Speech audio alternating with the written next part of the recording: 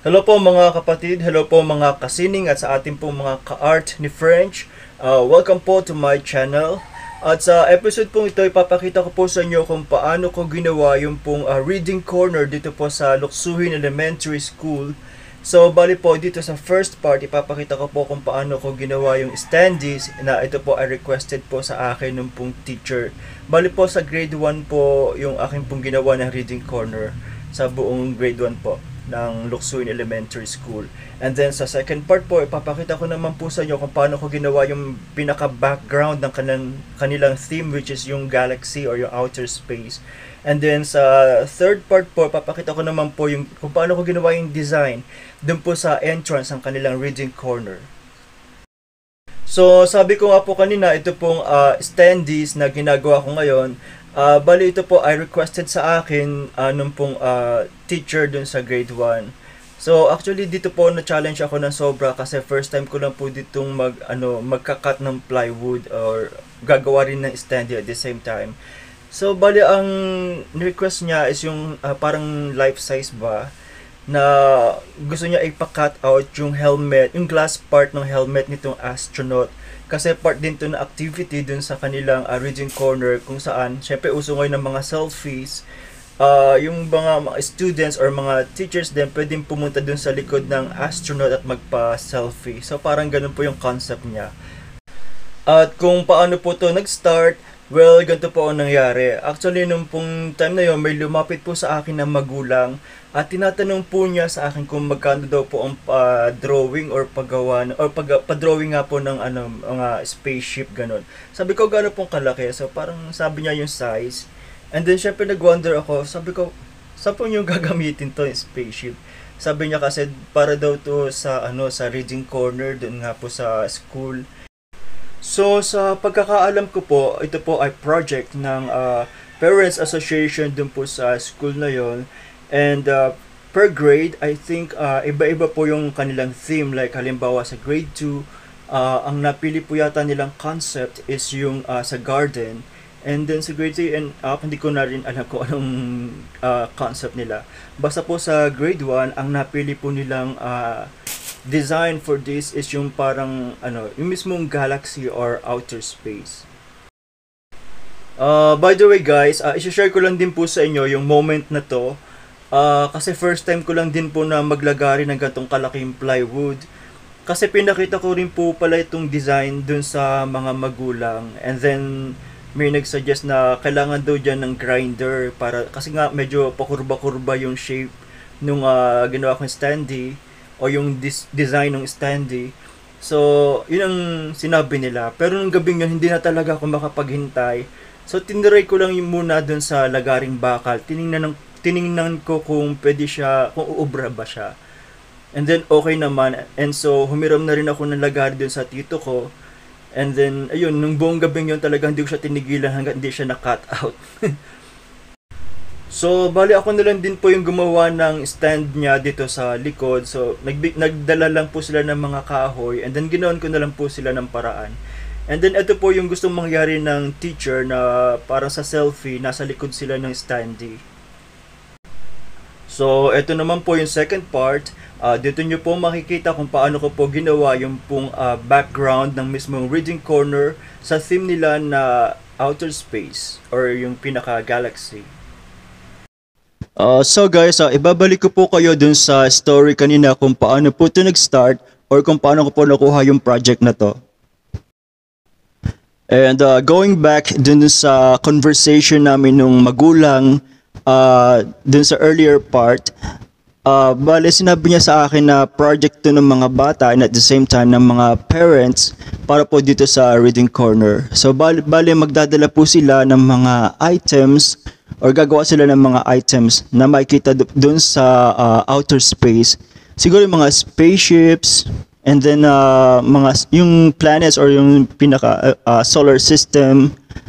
Ang naisip ko naman kasi po doon, kung marami magdadala halimbawa ng spaceships, so syempre iba-iba yung design, iba-iba yung kulay. Inisip ko kung paano siya ilalagay doon sa reading corner. Kasi nakita ko rin po yung area ng paglalagyan, maliit lang po siya, hindi siya ganun kalaki. And then siguro kung paano kung may nagdala ng mga solar system. So karamihan po naman siguro dyan yung mga styrofoam balls na gagawin para mga planets and sun, ganun. So paano kung siya yung nagdala noon? So 'di ba, saan mo siya ilalagay dun sa maliit na space? So baka magbuka lang din siyang redundant. And ang pinoproblema din kasi ng teacher doon is yung kung paano niya ilalagyan siya ng background. Kasi nga pag outer space, normally black lang yun, 'di ba? Tsaka stars. So, yun po kasi naging challenge din sa akin. Kasi bilang mga sa mga bata, lalo na yung mga grade 1, usually gusto po nila yung mga colorful things. So, ina-imagine ko paano magiging interesting yung reading corner na yun kung black lang. So, kailangan niya talaga ng elements of colors at saka yung parang artistic ideas din. So, dun nga po ako nag-suggest na sabi ko, kung ganun din lang po naman, parang magko-contribute din kayo. So, sabi ko, why not na isa na lang po yung gumawa para maipakita natin yung best representation ng outer space. And at the same time, ako na lang din po yung gagawa ng paano ko siya mapagagawang colorful and very interesting para po dun sa mga bata. And basing din po from my experience, kasi po yung mommy ko po was also a grade 1 teacher.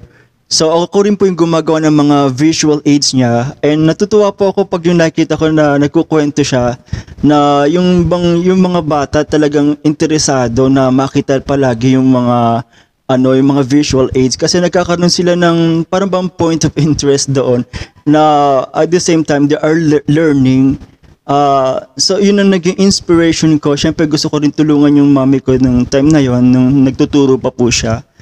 And natutuwa rin po ako pag na-imagine ko yung mga bata na yung excited sila nang makita yung mga artworks, and para bang lalo sila magkakaroon ng interest dun sa kung ano man ang tinuturo sa kanila.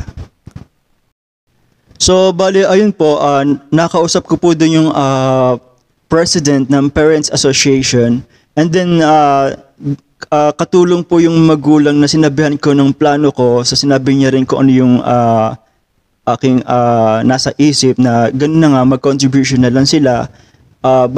Bigyan na lang po nila ako ng mga, or supply nila ako ng mga, like yung mga materials na gagamitin, like plywood, and siguro yung mga pambili ng pintura para ako na lang din po yung gagawa. And then pumayag naman po sila. Kasi nga in-explain ko sa kanila na ganun, baka magmukhang cluttered yung area kasi nga kokonti lang po yung space.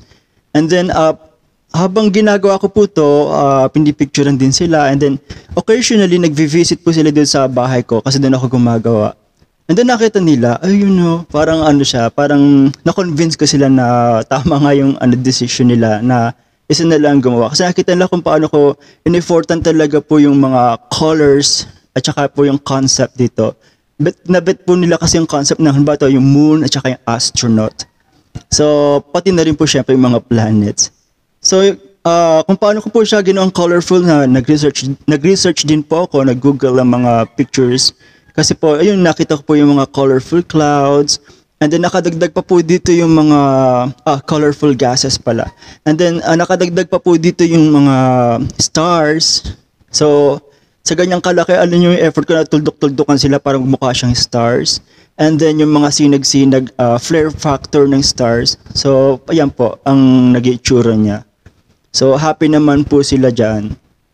And then tuwing nag-visit po sila, yun nga, nagkukuha sila ng pictures, and sinesend po nila siguro sa mga group chat nila, and okay naman po sa kanila. Buti naman nagustuhan po nila yung yung ginawa ko. Na-imagine ko ulit yung sinabi ng teacher kanina, kasi nga sabi niya, paano ba to, outer space, so black lang, ganun. Na-imagine ko naman din talaga yung scenario na yon na mga bata nandun sa reading corner, baga ang background nila is black. So parang napaka-gloomy naman tingnan, naisip ko rin ganun. Kaya alam niyo po, nung ginagawa ko to, andito talaga yung puso ko. Baga, buhos na buhos yung aking focus. Kasi nga po, inspiration para sa akin yung mga children. Kung paano sila mag-learn or mag-excited doon sa reading corner nila. Tsaka po, isa pa, bilang artist, gusto ko rin pong makapag-impart ng aking talent dito po sa baryo na aking kinalakihan. Kaya po, very willing ako na, na suportahan yung project na to. So, bali, ito na po pala tayo sa third part, yung entrance ng reading corner. So, yan, kung nakita nyo yung mga design na alien, kasi nga po, karaniwan po na concept is kapag yung outer space may mga UFO or mga aliens. Kaya sinama ko na rin po sila dito. So, bali po for entertainment purposes lang po. Siyempre, mga bata, yung mga imagination nila, gusto ko bang parang kilitin yung imagination nila, at the same time para bang fun para dun sa part nila na makakita ng parang ganong characters. So pumunta na po kami dun sa reading corner area para i-set up po yung mga pinagagawa kong artworks. And kung makita nyo po sa taas yung mga tables na blue and red, bale tinawag na rin sa akin, pinakiusap na rin sa akin ng teacher na kung maaari po ay malagyan ko na rin ng design. So sa red table, ginawa ko po yung design na sun. And then sa blue table naman po kanina, ginawan ko po yung design na moon and stars. So bali yun na rin na nag-suggest sa akin kung yung design na igagawin ko para sa kanila. So red dun sa sun and blue. Sa blue table naman itong moon and stars. So ito na po yung ginawa namin setup para po dun sa reading corner. Ito po yung table ng sun. So parang meron pa ring part ng sun na hindi ko makover ng paint. Hindi siya makover talaga yung part na yon. And then meron po pala mga sumobrang paint. Kaya dito ko na lang po siya ikinulay sa mga chairs na naandun po sa loob. So 'di ba, dagdag kulay din siya dun sa sa reading corner. Bali pala, ito din pala yung yung trunk ng puno na ginawa nila upuan. So nilagyan ko na rin din siya ng design. So yun nga po mga kapatid, kung nagustuhan nyo po yung aking mga artworks na shinare ko sa aking video, please click the like button and subscribe to my YouTube channel para po maging updated po kayo sa lahat po ng mga videos na i-upload ko pa po. So bali, ito na po yung gate ng reading corner, and thank you so much po for watching.